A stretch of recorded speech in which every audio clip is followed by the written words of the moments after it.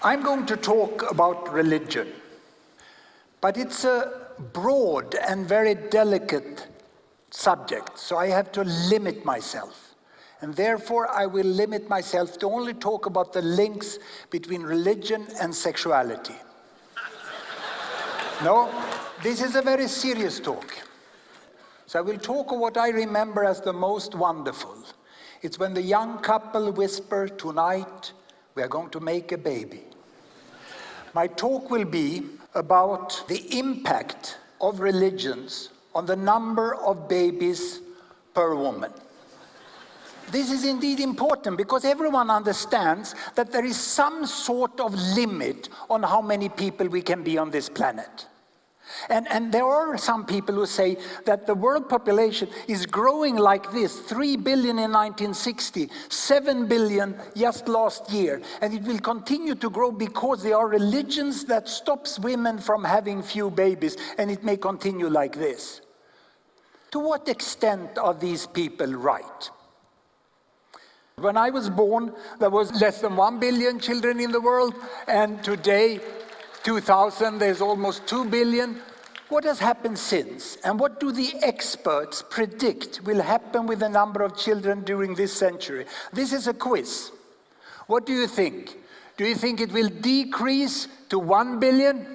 Will it remain the same and be 2 billion by the end of the century? Will the number of children increase here, children up to 15 years? Or will it continue in the same fast rate and be 4 billion children up there?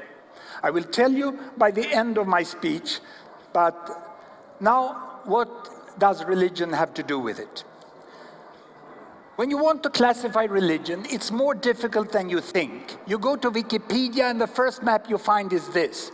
It divides the world into Abrahamic religions and Eastern religion, but that's not detailed enough.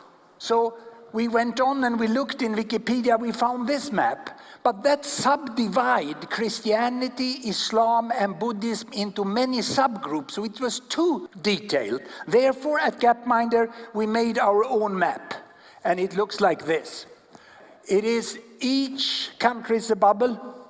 The size is the population, big China and big India here, and the color now is the majority religion. It's a religion where more than 50% of the people say that they belong. It's Eastern religion in India and China, in neighboring Asian countries. Islam is the majority religion all the way from the Atlantic Ocean, across the Middle East, Southern Europe, and through Asia, all the way to Indonesia. That's where we find Islam majority. And Christian majority religions, we see in these countries, they are blue, and that is most countries in America and Europe, many countries in Africa, and a few in Asia. The white here are countries which cannot be classified because one religion does not reach 50%, or there's doubt about the data, or there's some other reason. So we were careful with that. So bear with our simplicity now when I take you over to this chart. This is in 1960, and now I show the number of babies per woman here, 2, 4, or 6. Many babies, few babies. And here the income per person in comparable dollars. The reason for that is that many people say you have to get rich first before you get few babies. So low income here, high income there. And indeed in 1960 you had to be a rich Christian to have few babies. The exception was Japan. Japan here was regarded as an exception, otherwise it was only Christian countries. But there were also many Christian countries that had 6 to 7 babies per woman, but they were in Latin America or they were in Africa. And countries with Islam as majority religion, all of them almost had 6 to 7 children per woman, regardless of the income level.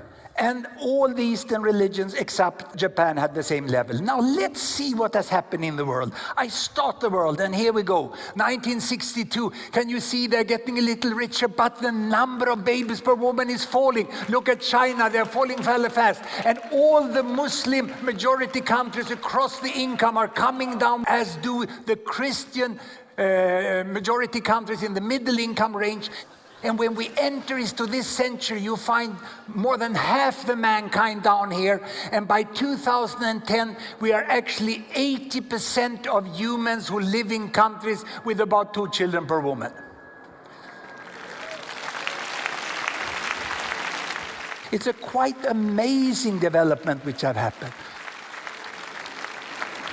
And these are countries from United States here with $40,000 per capita. France, Russia, Iran, Mexico, Turkey, Algeria, Indonesia, India, and all the way to Bangladesh and Vietnam, which has less than 5% of the income per person in the United States and the same amount of babies per woman. I can tell you that the data on number of children per woman is surprisingly good in all countries. We get that from the census data. It's not one of these statistics which is very doubtful. So what we can conclude is you don't have to get rich to have few children. It has happened across the world. And then when we look at religions, we can see that the Eastern religions, indeed, there's not one single country with majority of that religion that has more than 3 children. Whereas with Islam as majority religion and Christianity, you see countries all the way. But there's no major difference. There's no major difference between these religions.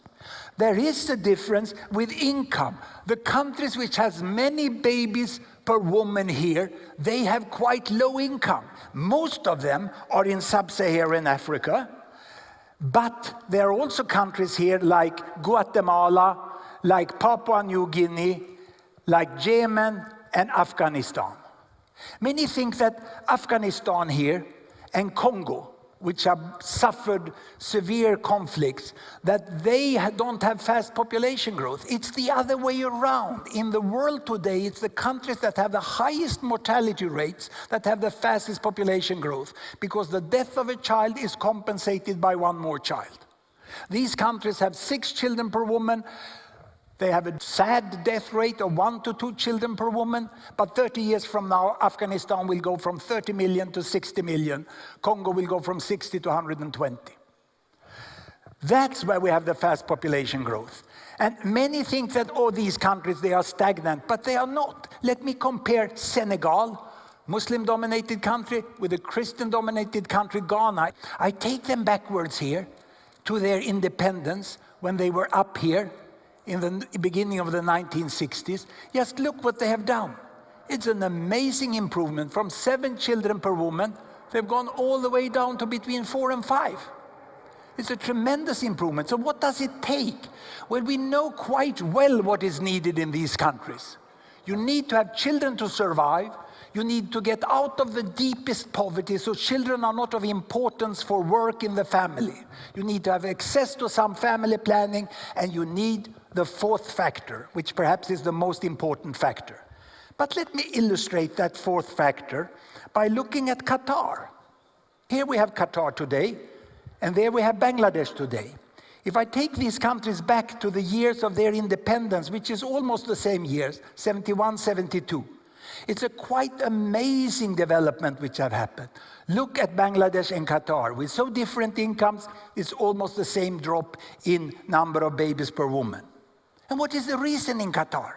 Well, I do as I always do. I went to the Statistical Authority of Qatar, to their webpage. It's a very good webpage. I recommend it. And I looked up. Oh yeah, you can have lots of fun here. And it's provided free of charge. I found Qatar social trends, very interesting, lots to read. I found fertility at birth, and I looked at total fertility rate per woman. These are the scholars and experts in the government agency in Qatar, and they say the most important factors are increased age at first marriage, increased educational level of Qatari women, and more women integrated in the labor force. I couldn't agree more. Science couldn't agree more. This is a country that indeed has gone through a very, very interesting modernization. So what it is these four. Children should survive, children shouldn't be needed for work, women should get education and join the labor force, and family planning should be accessible. Now, look again at this. The average number of children in the world is like in Colombia, it's 2.4 today. There are countries up here which are very poor, and that's where family planning, better child survival is needed. I strongly recommend Melinda Gates' last TED Talk. And here down, there are many countries which are less than 2 children per woman. So when I go back now to give you the answer of the quiz, it's 2. We have reached peak child. The number of children is not growing any longer in the world. We are still debating peak oil, but we have definitely reached peak child. And the world population will stop growing. United Nations Population Division has said they will stop growing at 10 billion. But why do they grow if the number of children doesn't grow? Well, I will show you here. I will use these card boxes in which your notebooks came. They are quite useful for educational purposes. Each card box is 1 billion people. And there are 2 billion children in the world. There are 2 billion young people between 15 and 30. These are rounded numbers. Then there is 1 billion between 30 and 45, almost 1 between 45 and 60, and then it's my box. This is me, 60 plus. Yeah? We are here on top. So what will happen now is what we call the big fill-up. You can see that it's like 3 billion missing here. They are not missing because they've died. They were never born. Because before 1980, there was much fewer people born than there were during the last 30 years. So what will happen now is quite straightforward. The old, sadly, we will die. The rest of you will grow older and you will get 2 billion children. Then the old will die. The rest will grow older and get 2 billion children. And then again, the old will die and you will get 2 billion children. This is the great fill-up. It's inevitable. And can you see that this increase took place without life getting longer and without adding children? Religion has very little to do with the number of babies per woman. All the religions in the world are fully capable to maintain their values and adapt to this new world.